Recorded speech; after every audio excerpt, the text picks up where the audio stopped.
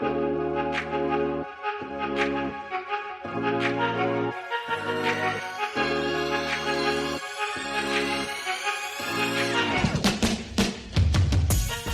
to Beyond the Needle, the Aesthetics Business Podcast. Each week, I'm here to share real, actionable strategies and bring on expert guests to help you level up, attract more patients, and build a standout brand.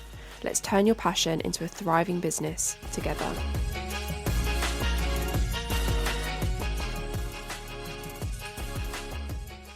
Hi everybody, and welcome back to another episode of the Beyond the Needle podcast. And today's episode is one I've been really looking forward to because we're talking about something that impacts every single part of your business, but in my opinion doesn't get spoken about enough, and that's your voice. Not just how you sound, but how you show up, how you communicate, how you express your thinking, and ultimately how people experience you, whether that's in the treatment room, on social media, or on stage.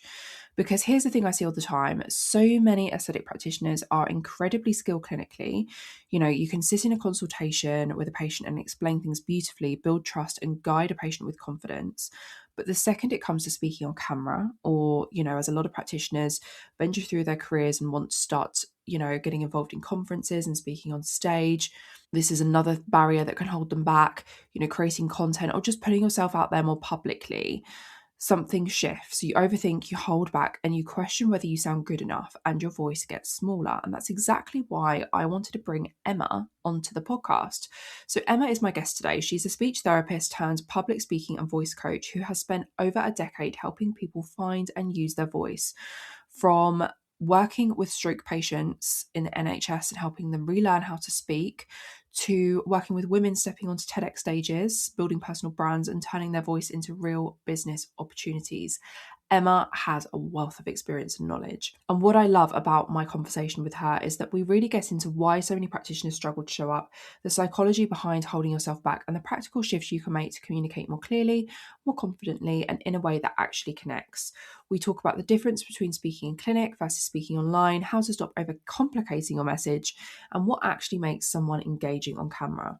We also get into how your voice directly impacts your business, how it builds trust, improves conversion, and opens up opportunities far beyond your treatment room. So whether you want to feel more confident on Instagram, start speaking at events, or simply communicate your expertise in a way that lands better with your patients, hopefully this episode is going to give you a completely different perspective on how you show up. But before we get into it, just a little reminder, if you do enjoy these episodes, please do remember to subscribe to the podcast and leave me a little review. I really do appreciate it. Okay, let's dive in.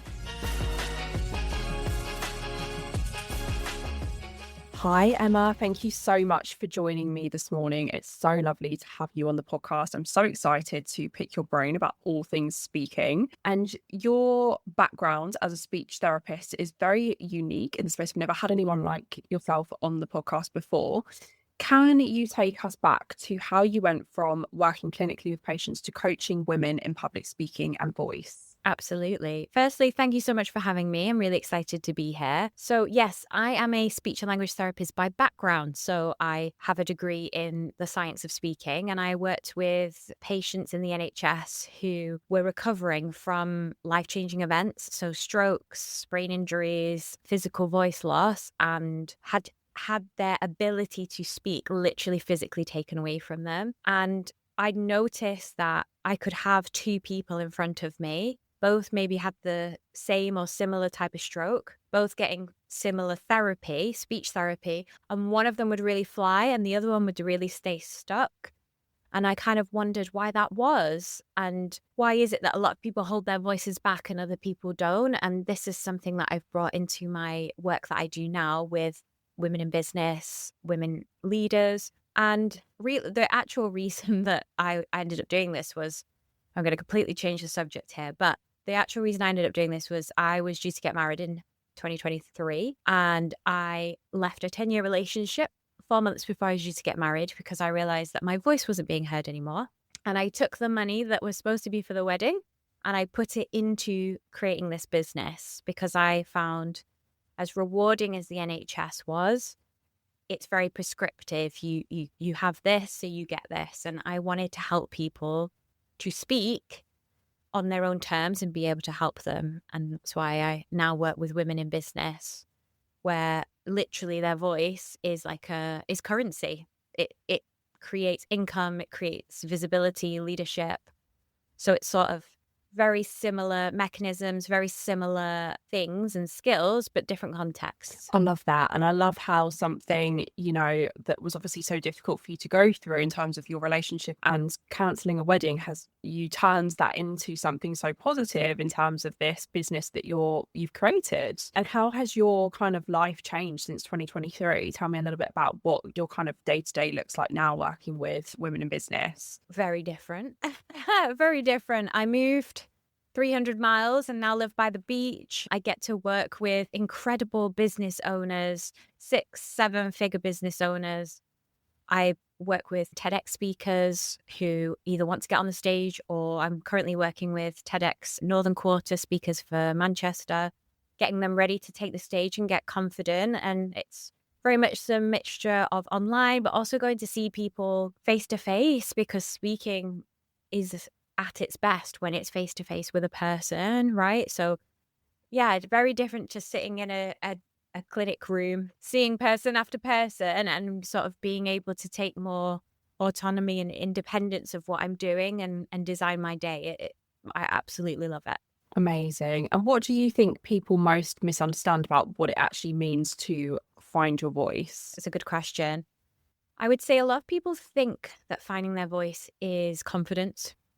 So I'm not confident, or I just need to speak more, or I need to sound perfect and sound really polished. And actually, a lot of people think that finding their voice is about adding something, getting something. And a lot of the time, it's about removing what's actually been suppressing it. So whether that for some women, it's overthinking. I think a lot of us can relate to that. For some of us, it's conditioning. Some people will be told when they're younger, for example, like children are seen and not heard, or don't be too loud, don't be too bold, or thinking that when they speak, they need to sound professional and they sort of lose their personality. Yeah. And I think when it comes to aesthetic practitioners specifically, a lot of them are very confident speaking clinically or speaking to their patients in person during consultations. But when it comes to actually speaking on camera or presenting, they find that there's a kind of block there and they really struggle to get their message out in the right way. Why do you think that disconnect exists? And that's something I can relate to, like having worked in a clinical room. Obviously, it's different, but similar skills where I have somebody come in, for example, and, they've had a stroke, or even they've got voice loss. Like I used to see people who had vocal cords that were paralyzed. They come in and you're trained to be educational, be precise, almost be neutral as well. And safety kind of comes first. Whereas when you're communicating for your company, your brand as a business owner, what you actually need is a bit of opinion, what you think about the industry, show your personality and demonstrate that leadership, rather than, okay, now I have to almost hide behind professionally sounding words or clinical words, rather than being sort of visible, so to speak. Yeah. And if people are experiencing those kind of psychological blocks that stop them from feeling confident or stop them from speaking confidently, what are some things that they can start practicing today to kind of overcome that and stop, like you say, overthinking when it comes to actually speaking? I think the first part here is we have to go a little bit deeper. So there's very often something underneath this, and it's not just I'm not confident. There's usually a story, a narrative to what drives your confidence. So it could be, well, when I'm in my clinic, I feel like the expert, but when I'm going online, I'm really worried about being judged by other people in the industry. What if I say something wrong that someone doesn't believe in or disagrees with? And it's almost like an identity conflict, right? Of I'm an expert versus I'm a content creator. But some real specific things that you can actually do for your language in terms of how you speak is, one of the things that will really impact your authority is when someone ends a sentence like a question, and they'll be like, that to me just says straight away to whoever's listening, oh, they don't 100% believe in what they're saying. They're not backing it. So you might find that you finish a sentence like a question, or that you over explain something when you're asked a question to avoid being wrong. And the biggest one is speaking really fast. Yes, I do that. Yeah. And that can be either because you either want to get it over with or because you just have so much in your brain that you want to get out before you forget. But people are interested in what you have to say, and slow down, let them absorb what you have to say and let the message that you have land. And that's probably one of the biggest things that I tell people again and again is slow down to about 80%. So pull back about 20, not pull back, but pull back your speed in about 20%. And that's one of the biggest things that you'll see will make a difference. And I think, yeah, you obviously work with women specifically. And I think, there's a lot of women in the aesthetic space. And I've touched on this a lot in my podcast episodes that I think women in particular, especially women in business, struggle with imposter syndrome. I don't have, I've never, whether it's just that they don't speak about it as openly, but I've never really come across a man who's openly admitted to having or struggling with imposter syndrome. And a lot of this comes down to, what you touched on earlier, how we're conditioned to communicate from an early age. How do you think that actually impacts our confidence in the way we speak and the way we hold ourselves in later life? Even if you think about the way we're socialized from a young age, like girls are typically socialized to be polite, to be kind, to be nurturing above all else. And that can translate into don't take up too much space, like be ambitious, but don't step on anyone's toes, or speak up, but don't offend anybody. And it can leak into then adulthood as well. And it can leak in really to specific examples in your business where you're not putting yourself forward for things. You're not asking for the things that you want. You're shying away from experiences like podcasts, like panels, like hosting your own workshops, because you have this narrative, this story in your head that it's not safe to take up space with your voice. Yeah. And if somebody is feeling like that, like they're really kind of holding themselves back and they're aware of it, are there any specific like little practices or things that they can start doing to help build their confidence in a way that doesn't feel as scary as, for some people, it's absolutely terrifying, the thought of putting themselves out on social media, even just in terms of putting a video up. And I've worked with a lot of people like that, or showing their faces at all, even in like photos and things like that. Are there any things that you have found work really well for people who are really struggling with finding their voice and putting their voice out there? We were hiring when we were making 50 to 100K monthly losses. And why? Welcome to episode 1. I can't think of a single founder who's been around for a decent amount of time in business who hasn't had their tunnel of year. This was that year. We're going to be okay, yeah, Sheree. Some are going to hear this and think, you TDP. But hear me out. You only have to do the math to understand that very soon we were $500,000 down.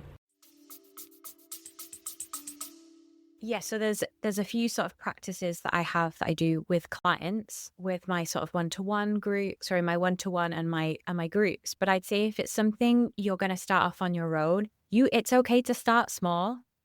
It's okay to tell somebody when they get your drink order wrong.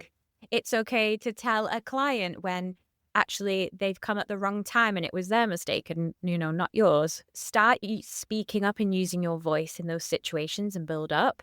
Specifically online, start recording videos and don't post them if you don't want to, but just start recording. Get used to seeing yourself on camera, get used to making mistakes, get used to sounding silly, feeling silly, and it will get easier. You will get more comfortable and you will get more confident. I love that. Like getting confident with your voice in everyday life, not necessarily having to start off on camera specifically, but just like finding your confidence to speak up for yourself and say what you really think in normal everyday situations, and the impact that can have overall on your confidence. I think that's, amazing piece of advice. One thing I've always found really interesting, and I'd love to get your thoughts on, is the fact that I'll use aesthetics as the example here because that's obviously the industry that I work in, but I'm sure this can translate to kind of any industry.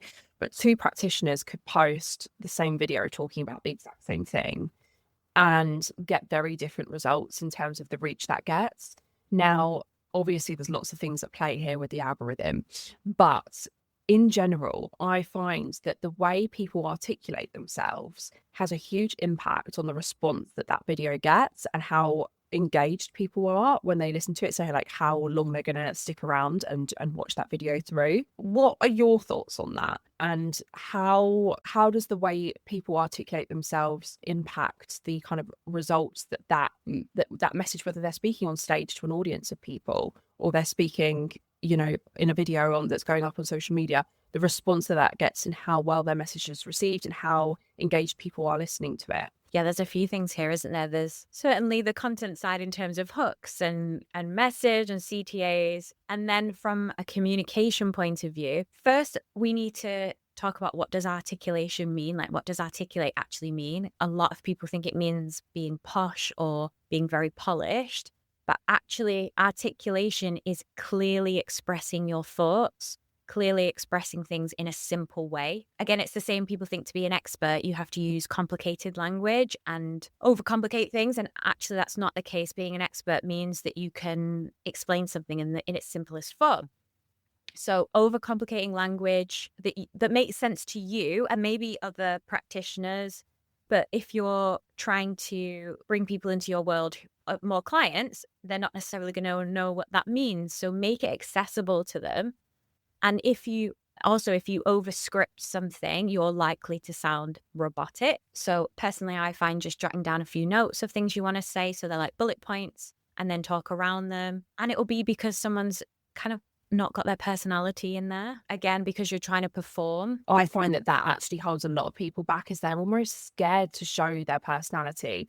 Or now with the rise of AI, they're using, you know, ChatGPT to write their video scripts, and it just, you can tell when you listen to it, right? And it, like you say, it sounds robotic. And unfortunately, you do end up sort of losing that spark that is you. So there's almost a skill set that you want to have that you can then apply. So example is like pausing after your key points, or doing that instead of what I call like filler words. So instead of saying like, oh, or worrying about filling silence, let there be a pause. Actually, that can be really, really impactful. And make sure you kind of finish your sentences cleanly. You're not sort of getting halfway through your point and drifting off because you're worried about people not listening. And like I said before about jotting things down, like sometimes it can help to think in points rather than paragraphs, because then you're learning a script and then you're reciting, you're not talking. So those big things make a difference. Yeah, I love that. If someone is really struggling to kind of get their personality across in their speaking, is there any tips or advice that you'd give them? Yes, if you're recording something before, like, get your energy up, especially on camera. You need to give more energy to get that across than in person. So put a song on that you love and literally dance around for a minute so your energy feels high, and then sit down and start speaking. And it's okay to be you. Actually, you'll notice the people who are putting content out there, they have little personality quirks or things that are very specific to them that they repeat, that people enjoy and keep coming back to watch. Love that. Yeah, putting a song on and like actually getting in a good energy. Because I think what, you know, big mistake a lot of people make is they do like a full clinic day, see patients back to back all day, and then at the end they're like, right, I've got free half an hour, I'll just record some videos, and they're tired and their brain's not functioning as it was, you know, earlier on in the day. So that is a really good way of, I think, maybe like breaking the day up, you know, breaking that energy up a little bit before you then start recording. And what you said about, you know, not trying to like overcomplicate what you're saying and not trying to say, you know, everything in one video, I think is also really important, because this is something I hear a lot of people are like, well, I don't know how I can talk about that subject in 1 minute, in a 1 minute video, because there's so much to say about it. And, you know, they want to sound clinical and like they really know what they're talking about, which of course is, you know, the right approach to have if you're talking to other practitioners, or maybe you'd explain things in a little bit more depth if you're having a consultation with someone in clinic. But when you're speaking on video and you need to hold people's attention for a short length of time, you can't go into that much detail. So if someone really struggles with, you know, breaking things down into smaller nuggets of information, what tips would you give to them to do that effectively and to stop kind of overthinking what they want to say? A client asked you, so say you're talking about a treatment, like, oh, I was thinking of getting this. What does it include? How do you do it? And you'd break it down for them. You'd be like, first we'll do this, then we'll do this, and we'll finish with this. These are the results. This is what it looked like before and after. There's 3 posts. Yeah. I think we do often try to overcomplicate things. Like, for example, and we often also assume that people have a baseline knowledge that often people do not have because you are the expert, not them. So an example, I have to teach people how to breathe all the time. And the reason for that is breath is like the engine to your voice, okay? The breath travels from your lungs up into your throat, in between your vocal cords. They vibrate. That's what produces voice. So if there's no breath, there's no voice. People will very often like talk and talk until they run out of air, and then they've got no air left, and they keep speaking and speaking, and they're gasping for air. And I literally would just tell people, take a breath before you speak. It will help with nerves and it will make you sound more confident. What I've just said there is really basic, but you have to teach people the basics first. And you may have noticed there as well, the way I explained it was quite simple. I could have gone into a lot more detail, but I didn't. And that's because some of it is I assume that there is certain knowledge there and there isn't. And some of it is that you will lose people if you talk about it for a long period of time. Yeah, absolutely. Actually, I think that's a really helpful piece of advice. I know myself when I've spoken on stage, I almost feel like I can't breathe sometimes. You know, at the beginning when the nerves are probably the highest before like you've got into what you're saying and you've gauged the audience are engaged and actually you're doing okay. It's like really sometimes like something sitting on your chest and you're almost worried that you're not going to be able to get the words out. I'm sure people who are listening who want to present on stage, that's something that they worry about, or if they've spoken on stage before, they might have experienced themselves. Do you find, like, is there anything you can do while you're speaking if you're experiencing that, like you can't almost breathe properly? Is there anything that you could do to help that while you're speaking or before you go on stage? Yeah, absolutely. So that completely makes sense, by the way, completely normal, because when you're nervous, what's the first thing you do? You tense up. Yeah, so the muscles, and we tend to change from breathing from our belly or our diaphragm, which is at the bottom of our rib cage, which is where we want to breathe from, up into our chest. And essentially that's because we're feeling nervous. You've got that tightness and tension, and you're sort of gasping for air a little bit, and then it makes it a little bit worse. Best thing you can do is take some deep breaths before you speak, because that also signals through your vagus nerve from your brain up to your brain that you are safe, but also it will get you back into sort of breathing into your belly. So take some deep breaths before, and then when you speak, remember to take a breath beforehand and remember to take a breath before you run out of air. It's going to tell your brain that you're safe. And again, you're going to sound more confident. Yeah. Love that. Filler words, which you touched on a moment ago, the ums, the ahs, the so's, you know, all of those types of things. How can we minimize those in our speaking if we're conscious that we do them a lot? What can we do to stop doing that as much? Yeah. So we very often use filler words because we are trying to think of what we want to say next, and we want to fill the gap in between because we don't like silence. So every time you go to say just pause instead. It feels much longer in your head than it does in reality, and it sounds a lot more authoritative. You look more like a leader if you pause rather than say So that's the biggest thing, is try to practice, first of all, awareness. So you've just started to become aware. Once you're aware, then you can change the behavior, which is then doing a pause instead. Yeah, I like that. So it's just, I guess, getting it out of the habit of filling those gaps and taking more moments to breathe and think about what you're going to say next and pausing. And practicing it over and over again. Yeah, you're probably not going to cut them out the first 10 times you do it, but they'll start. Yeah, it's a habit. Yeah, it's a habit. And like any other habit, if you want to change it, it takes time and practice. What I think I want to dive a little bit more into is the power of articulation, because I think that is what people really struggle with. It's why people use tools like ChatGPT to get scripts for what they want to say. And I'm seeing more and more people using teleprompter apps when recording videos for social media. What can people do to actually start to be more articulate in their speaking and to plan videos better so they're not having to script them? and that they feel more confident just in themselves in actually forming their message in the right way, so that people are not only going to listen, but they're going to be able to record it without trying to film it 20 times before they get the right video. You know, what are some things that people can be doing?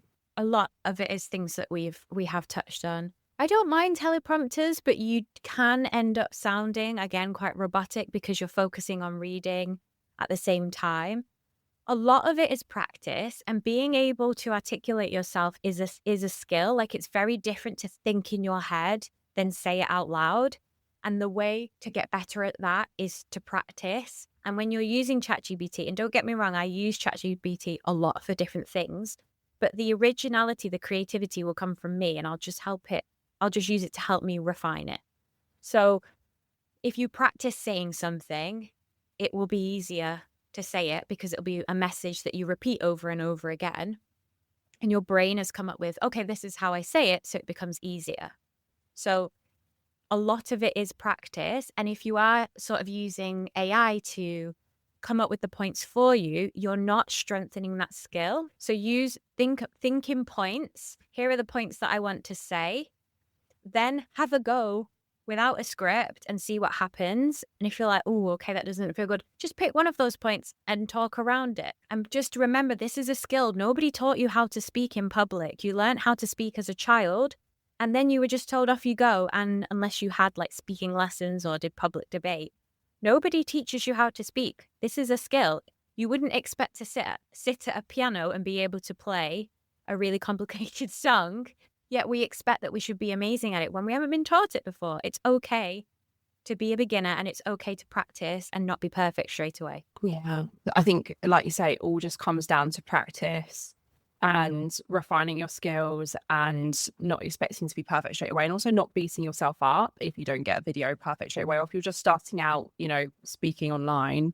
It's not going to, you know, always flow in the way you want it to flow, but the more you do it, the easier it will become. And if you do use things like ChatGPT, making sure that you refine it to your voice. Exactly. No shade. We love ChatGPT. I call her bestie, and that's when she says it back, that's when I know it's time to leave the house. But yeah, don't use it for the creativity part. And what I mean by that is the ideas and the things you want to talk about, because that's your personal opinion, and that's what makes you special and different.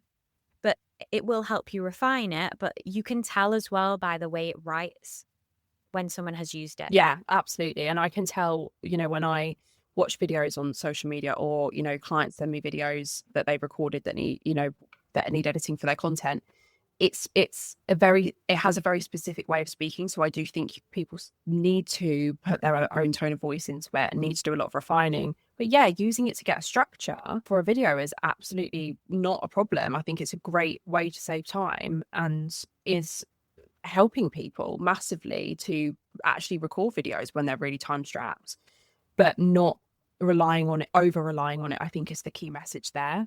Because it, like you say, I love a structure. So if I'm doing a 30-minute talk, I used to script things. I'll be happily admit that I will used to script things because I didn't trust in my voice and I was worried I would forget something. But now instead I have almost like a structure that I know I'm going to follow, because I know, oh, when I get to that part, I'm going to say this because I've practiced. So I would say structure over script. yeah. And do you think it's worth, before people record a video, just like you would if you were going to speak on stage, you'd practice, right?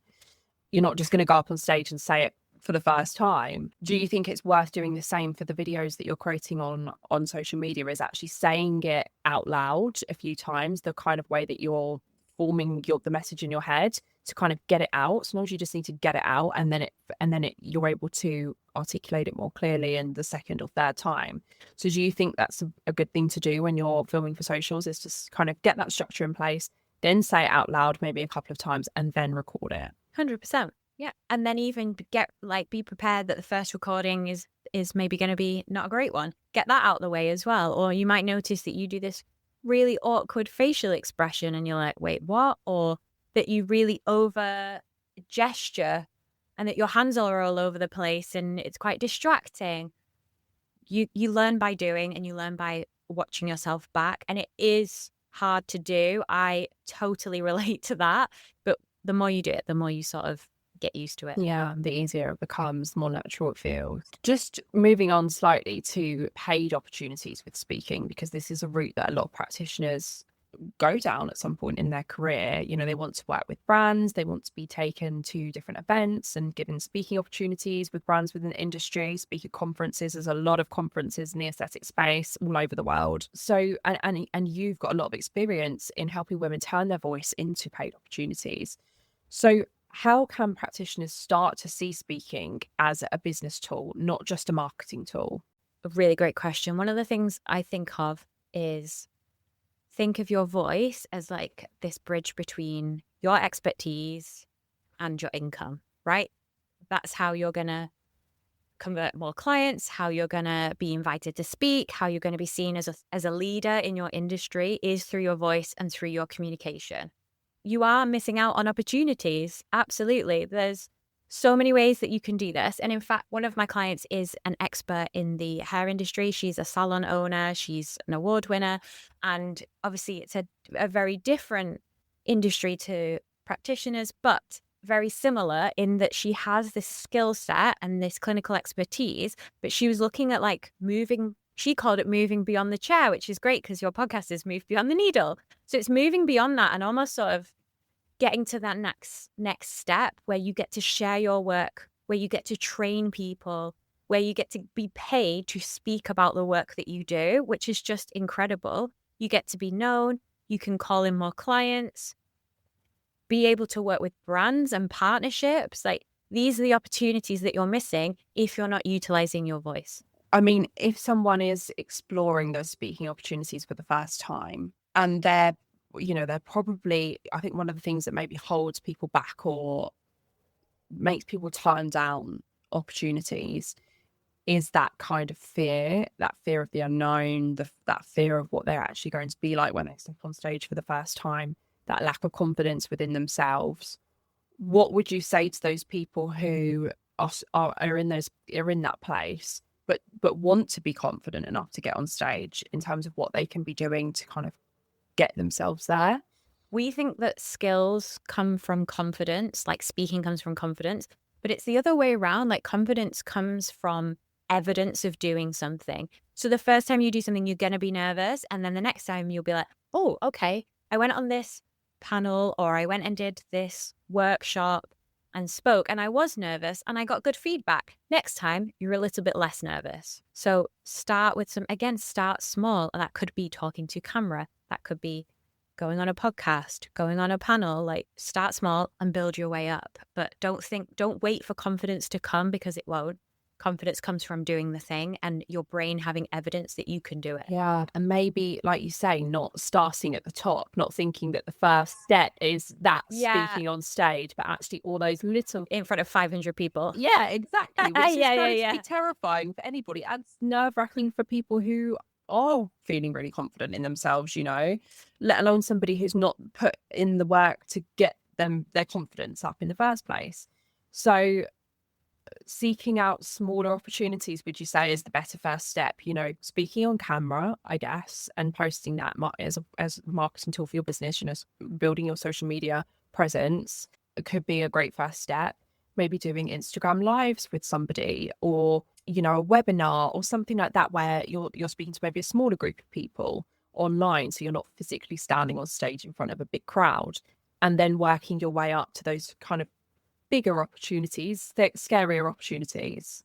Would you say that's a good strategy? Yeah, absolutely. And also it's a really great, not just a great marketing tool for your business, it's a great marketing tool to do more speaking.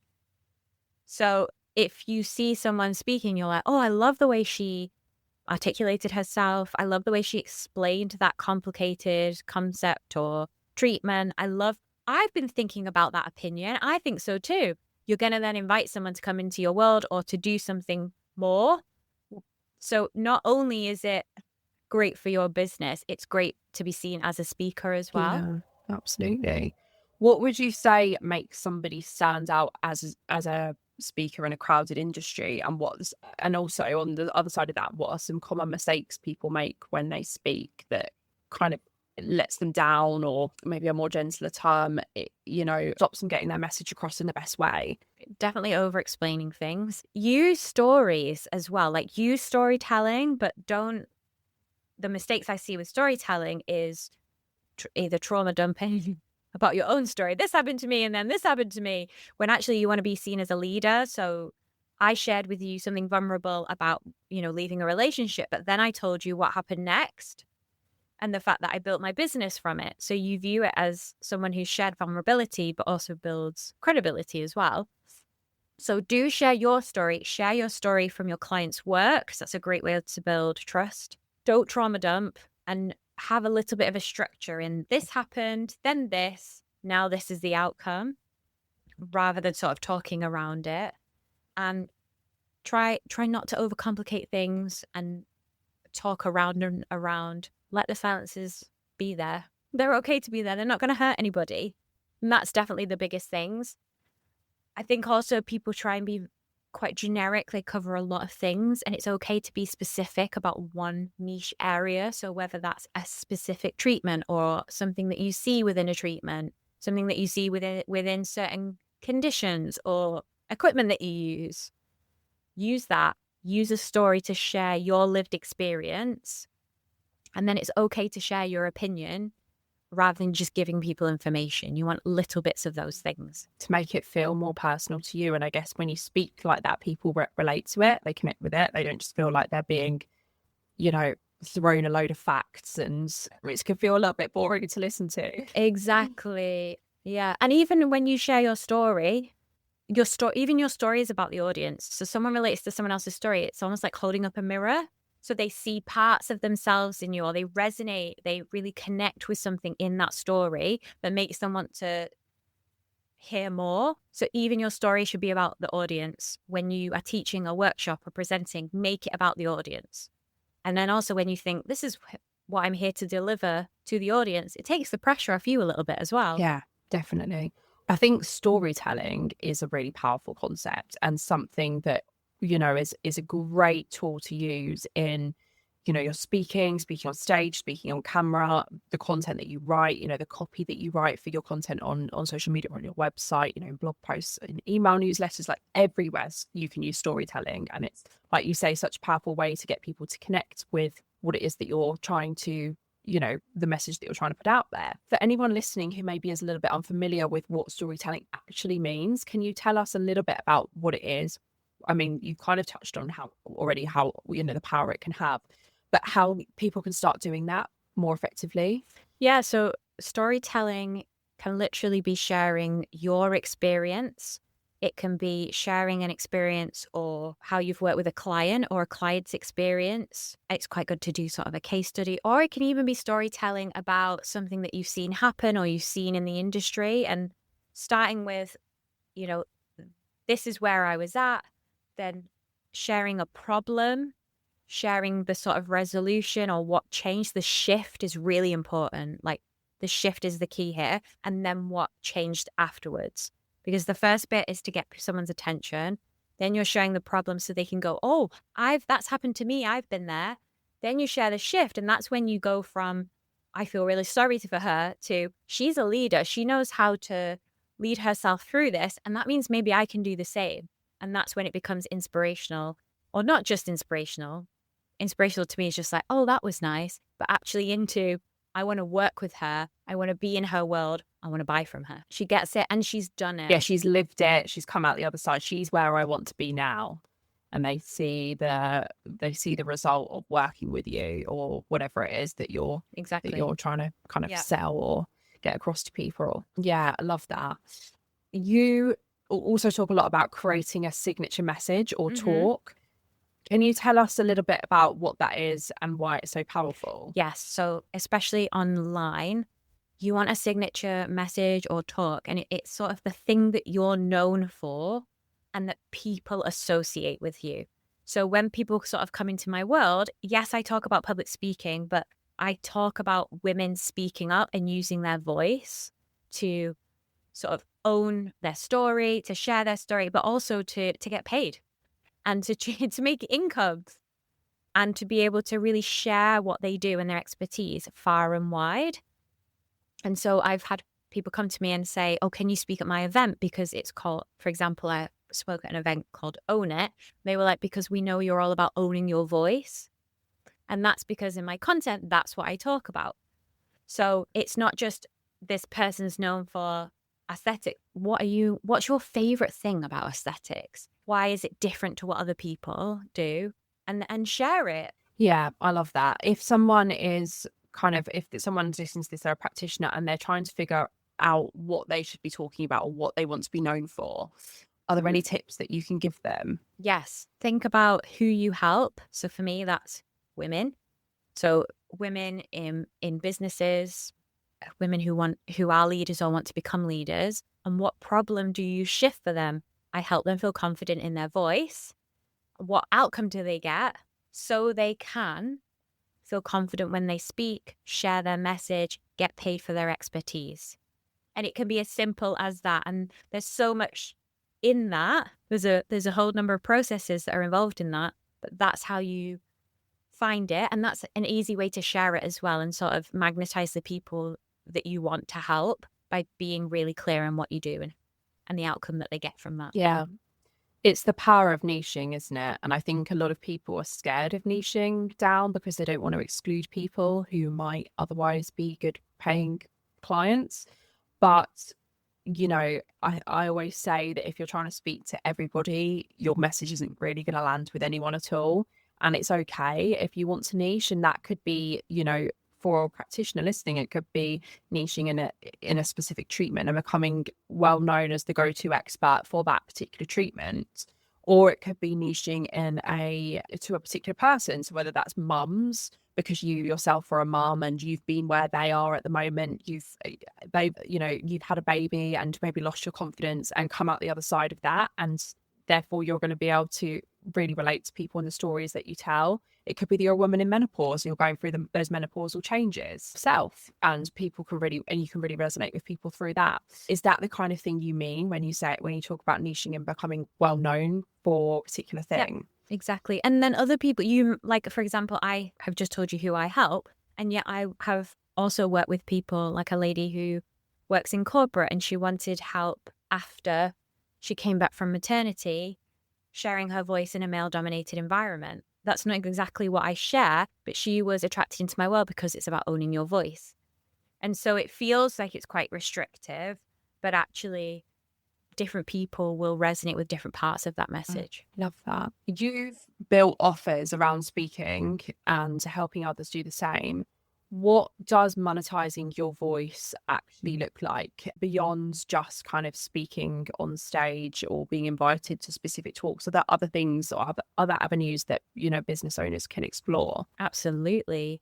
I think specifically for your audience, drawing on sort of my experience with other clients that I've worked in and similar industries, it's brand deals and partnerships. So that, yes, that can be doing it online. But for example, one of my clients worked with a leading hair brand to deliver presentations and then kind of upsells their products. But then they come into her academy, and she then presents that with somebody from that brand, then upsells it. She's then also gone into creating her own workshops. So because she wants to be known for leadership in that area. She wants to be known for a specific hair treatment or hair color that she works with.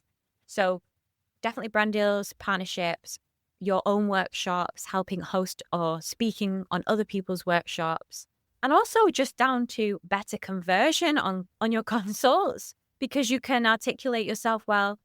If you sound confident, people will trust you more. Yeah, absolutely. What are some of the biggest mistakes that people make when trying to position themselves as an expert or trying to sound confident when they're speaking, as you say? Good question. I would say trying to say everything and cover everything. Be specific. They will talk around something and they don't actually have a clear message, so they don't really answer the question, or sort of just speak around something and you're like, I'm not really sure what the point was. Or another one is they try and sound like someone else. And I've been there with this. I've had a mentor, and you start speaking and you can hear their voice because you're trying to sort of emulate what you think you should sound like instead of sounding like yourself. Yeah, I think that's a big one. And actually that plays a little bit into the next thing that I was going to ask you, which is comparison, which is actually really big in aesthetics, because the aesthetic space is quite small. Like everyone knows everyone meets each other at events, conferences, trainings, and they follow each other. So practitioners themselves are usually following a lot of other practitioners and seeing what they're posting and how they're showing up online and what they're talking about. And, you know, so many people say to me, oh, my content, you know, I really want my content to look like this person's, or how is this person growing so quickly? And I think it holds a lot of people back as well, because they see what other people are doing and they're like, oh, I'm never going to sound as good as them, or my content's never going to look as good as them. I'm never going to be able to put myself out there as well as they are, or do as well as they do. What would you say to people who are really like, you know, struggling with comparison and comparing themselves to a lot of people? And how do you find that holds people back in how they show up? I would say that you are not alone, not just in your industry, but across industries. It's something that I see a lot in the coaching industry as well. Comparison, it will be like, oh, this person's had 100K month. And you're like, oh my goodness, how will I ever get there? Like, comparison is the thief of joy. And from a speaking point of view, I just say it's because you haven't fully owned your own voice yet. You haven't fully owned your voice yet. So when you really truly believe in what you're doing, in your why, in your where you want to go, I'm not saying you don't compare, you do, but you can hold steady, like, okay, that person's doing that. Maybe I'll take inspiration from it. But actually, I feel really good in who I am and what I'm doing. I think a lot of that can be visually as well. I wonder whether because of the industry you're in, like how people look is also very important. And so it's very easy to compare yourself to how another person looks. And it's either accepting that, or I'm going to say doing something about it. But what I mean specifically there is I didn't like watching myself on video because I didn't like how I looked. So I changed my hair. I started working out more. And now it's like, oh, okay, I feel better about it. So it's either do something about it or accept it and be like, this is who I am and I feel really good about it. And guess what? That's okay. You're okay to like yourself and you're okay to love yourself. That's okay. And we need more women to do that. Yes, that is a big one, is people not wanting to look at themselves back on camera, not wanting to listen to their voice, you know, hating the sound of their own voice, and hating watching themselves on camera. I actually had someone yesterday who I work with who I have been trying so hard to get to speak on camera and show her face on socials more for like 2 years, and it's a real journey, and she's still not there yet, but she did finally record some content, like some video content of her speaking, but she watched, which is amazing, great first step, but she watched one back and she was like, I hate how I look on camera, I hate how I sound on camera, I just don't think I can actually put them out there. But that's the first step. And that's what I say to people. I say, you know, once you've done it once, and once you've done it once, you put it out there, and you're probably going to get people comment saying, oh, this is amazing. It's so nice to see you like putting yourself out there. And that video that you posted the other day sounded so good. You said that thing really well. And you're going to get great feedback from people, like people who support you, friends or family or clients. And then your confidence is going to build right from that. And you're going to feel better doing it again.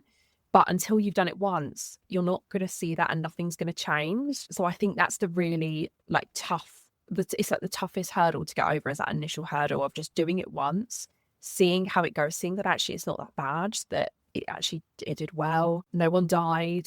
You know, my business hasn't gone down the pan because I posted a video of myself talking, and then getting the confidence to do it again. But you're never going to get there unless you do it once. Is that how you built your confidence? Was it just like taking the plunge, being like, I'm going to do it, and then building from there? Yeah, I think so. And I think especially with this podcast, you know, I think I fully live in the fake it till you make it mindset. Like, I'll just do it, and just do it. And I have definitely dealt with imposter syndrome a lot throughout, you know, my career and business. And I've gone through phases where I found it really difficult to show up on camera, but I just pushed myself to do it and keep doing it and keep doing it and keep doing it.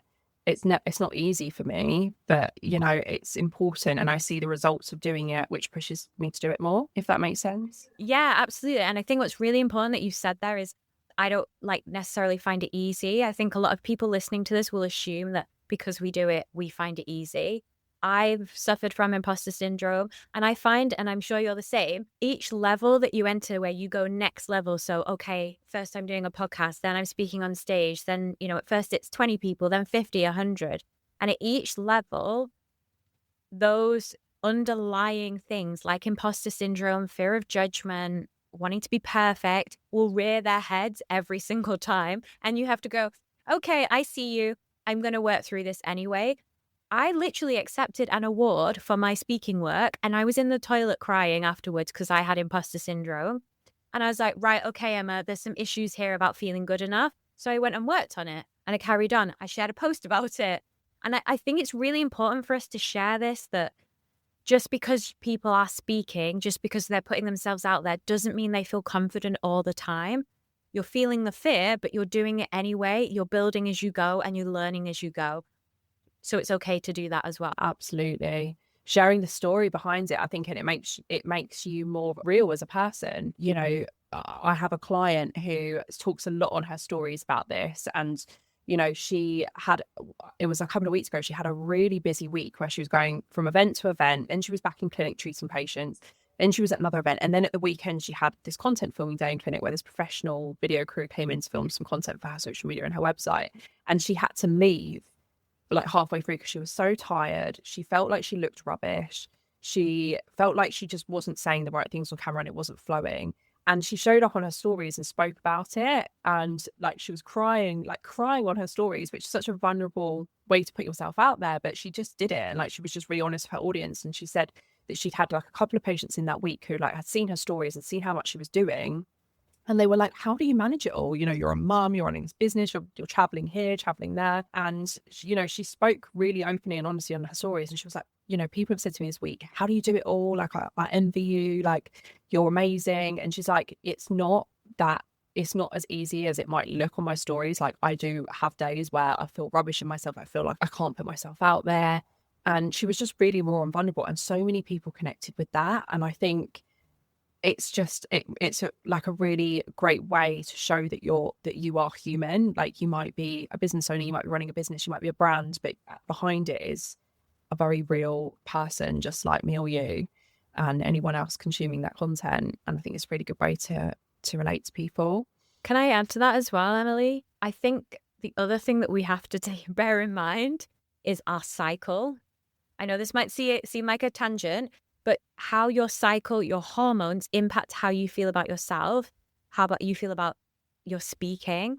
So I did a talk on this huge stage a few weeks ago, and I was so nervous, and I felt so much more nervous because of the stage of my cycle I was in. I was in my luteal phase. And so my self-doubt was much higher. I could literally feel the adrenaline coursing through my body. Had I been in my ovulation, yes, I would have still felt nervous, but I think about 80% less. So this is something else we don't talk about. You're probably going to feel more confident about speaking different parts of your cycle.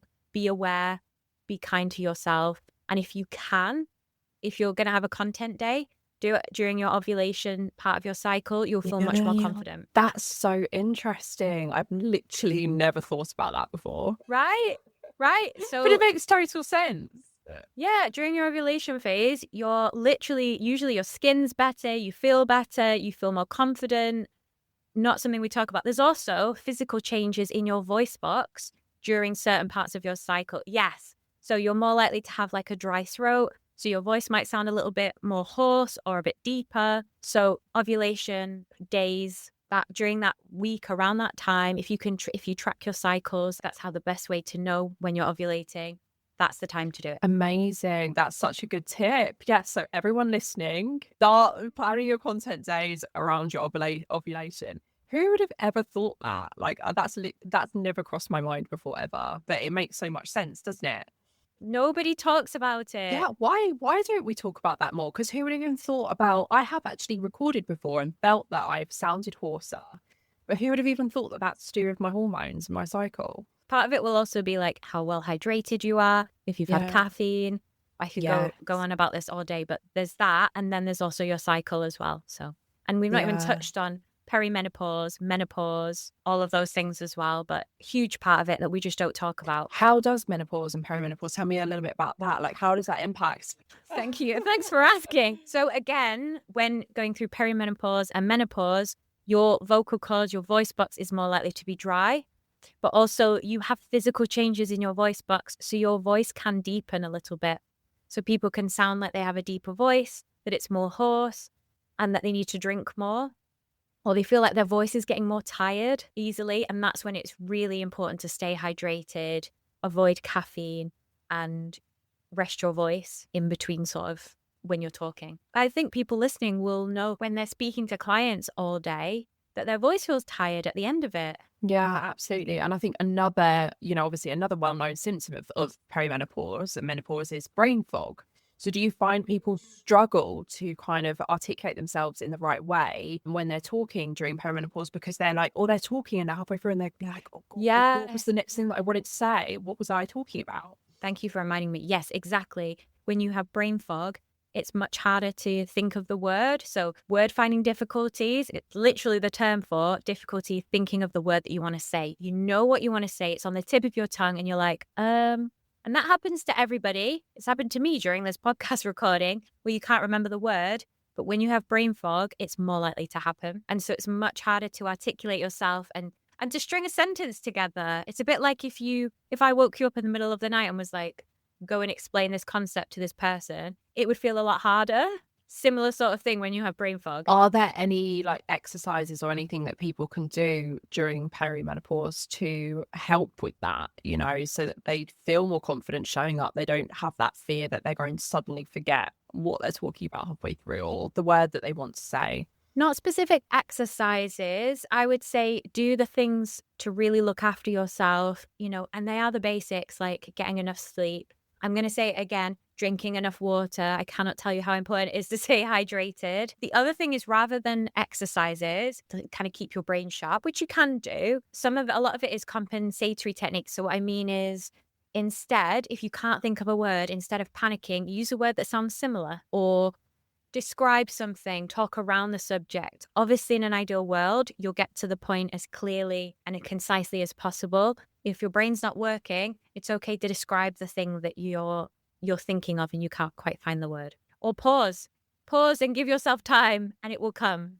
How do you stop that panic though? Because I've experienced that before where you're talking and you're like, oh, what's that word coming up that I want to say? And then you start like overthinking in your head, like your brain's going a million miles an hour because you're very aware that people are looking at you and listening to you. You're trying to think of what to say. You're trying to carry on talking as you're thinking about all of this and not lose your train of thought. How can you stop your brain rushing at a million miles an hour when you're speaking so that you don't kind of either go off on a tangent or start stumbling over your words, that type of thing? Again, either it's having a structure or a framework. So even if someone says like, tell me about this, you might say, 2 ways in order to achieve this is this. That's like a framework for speaking. Part of it is working on confidence and nerves. So before you're speaking, are you taking your deep breaths? What strategies do you have to manage nerves? And you know what? A lot of it is also owning it. You asked me a question before and I said to you, I can't remember the question. I'm human. I admitted to it. You were like, yeah, no worries. You repeated it. You don't think any less of me. Yeah. You're just like, okay, she is human. Yes, yeah. I'm a human. Yeah, we all experience that. Yeah, exactly. And I think sometimes and that comes down to perfectionism. Yeah. It's perfectionism. Yeah. And sometimes just like laughing at yourself is the best way to deal with it, isn't it? If you do mess up when you're speaking on stage, to kind of like laugh at yourself, make a bit of a joke out of it and then just carry on. Exactly. Rather than, stumbling over your words and, making a big thing out of it. Yep. And people relate more to people who are human than someone who's very polished and put together and up there. Like when you make a mistake or say you say the wrong word or the word comes out wrong and it sounds funny, you can be like, oh, and sort of make a joke of it. People will laugh. They relate to you. They want to hear more. Yeah, love that. Okay, I'm going to ask you a few quick fiery type questions as we kind of wind down the episode. So if somebody listening wants to start showing up more confidently this week, what's the first thing that they should do? Practice. Confidence is a skill. It's like a muscle. Repetitions, practice, start small. That wasn't one thing, that was 3, but there you go, bonus. Love that. What's one habit or exercise you'd recommend to improve communication over time? Pause, power of the pause. embrace it, have time to think about what you're going to say, get rid of those filler words. What's one thing you tell every practitioner to stop doing immediately when it comes to how they speak or show up? Feeling you have to over-explain and overcomplicate things. People actually respond to the simplest things, and demonstrating your knowledge in a clear and easy way. Perfect. And in terms of building self-esteem and improving mindset when it comes to how we show up for ourselves in business, are there any kind of mindset practices that you'd recommend people do to help improve that? Instead of thinking like, who am I to speak on this? Think about like, who in this room would really benefit from something that I have to say?